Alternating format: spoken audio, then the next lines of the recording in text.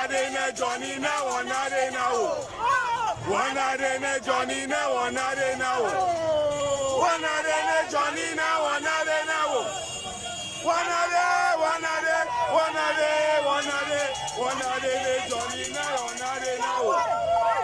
wanade now. Wanade now.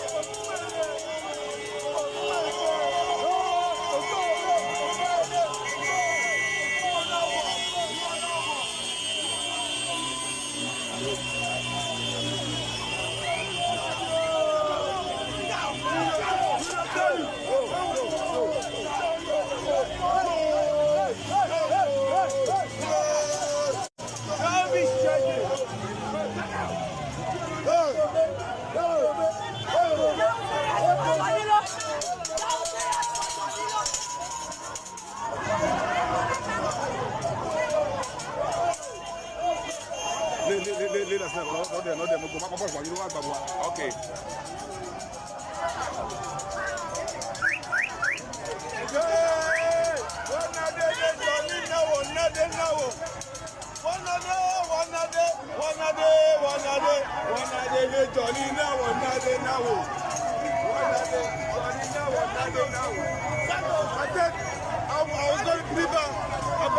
I delivered a party for JP.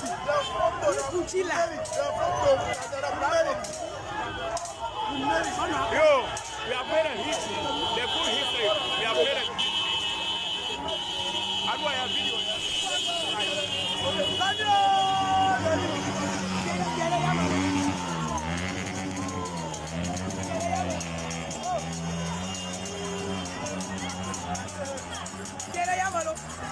I delivered. I am a direct Facebook live. I delivered it. And I delivered another one again. I made it twice. I told them I'll deliver Basi and I delivered it. Johnny Gucci, yes, one comment. I Gucci, a photo, one comment. Oh, Gucci. Johnny Gucci. Hey! Number one.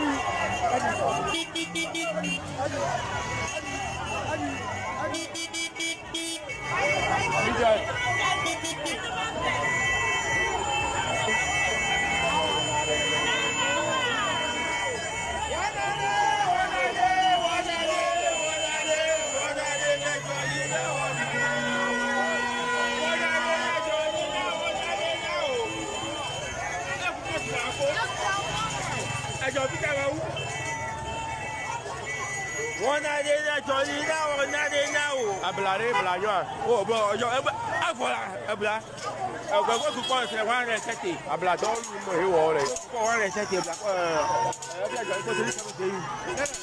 Go to 130 black. Don't 170. I saw him in one way. I do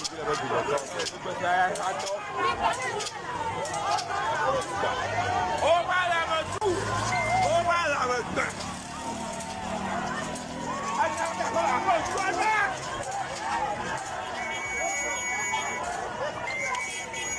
alors on fait une badilo. La bonne là. Alors on fait une badilo.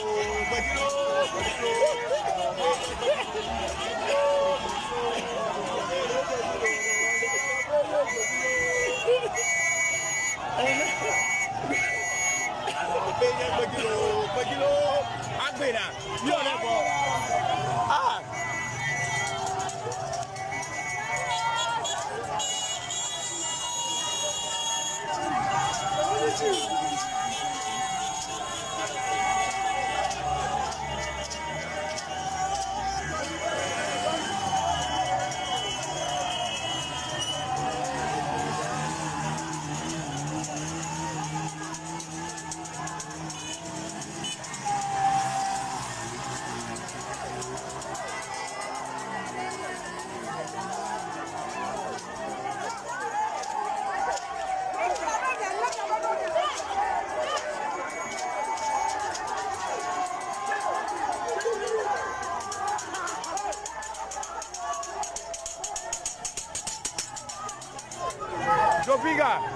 Jopinga, eh. Baroli à Oudien. Oh, Baroli.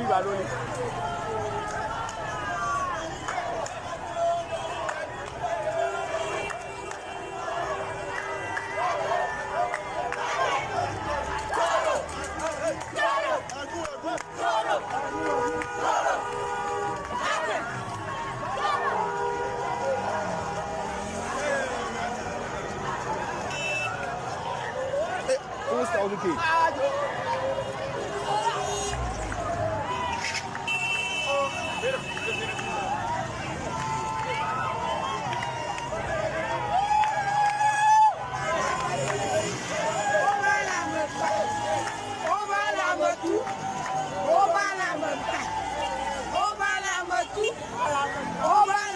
Dummy.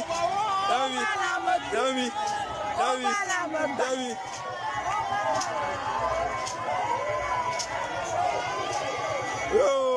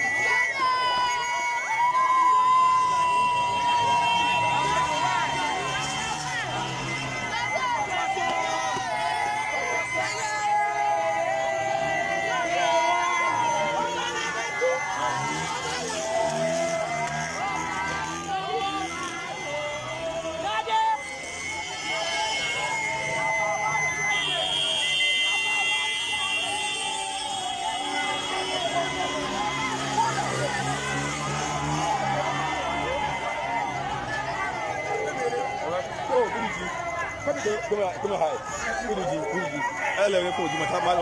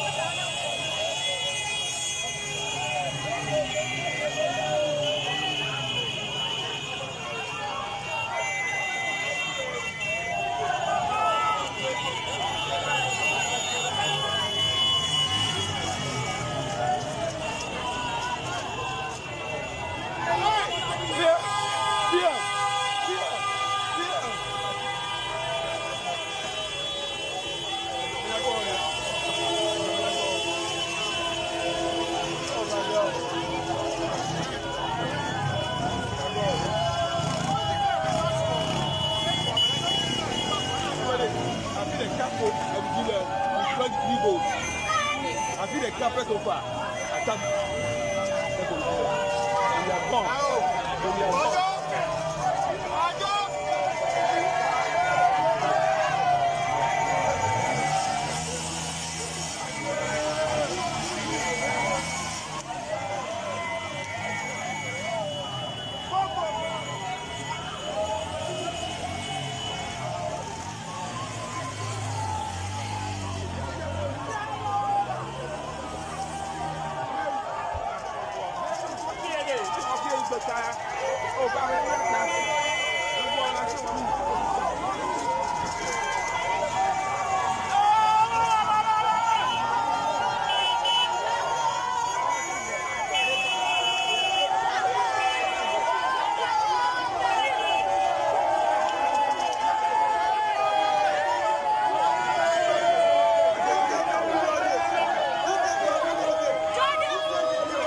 We made history.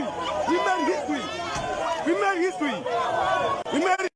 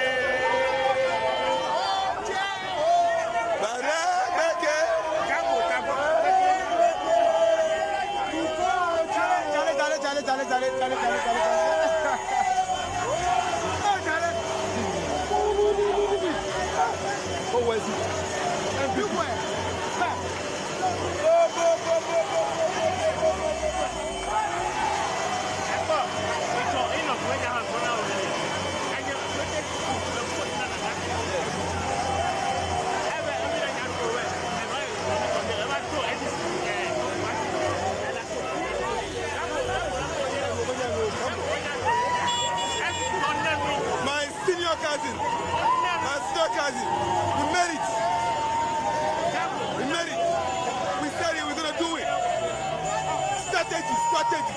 It was a strategy.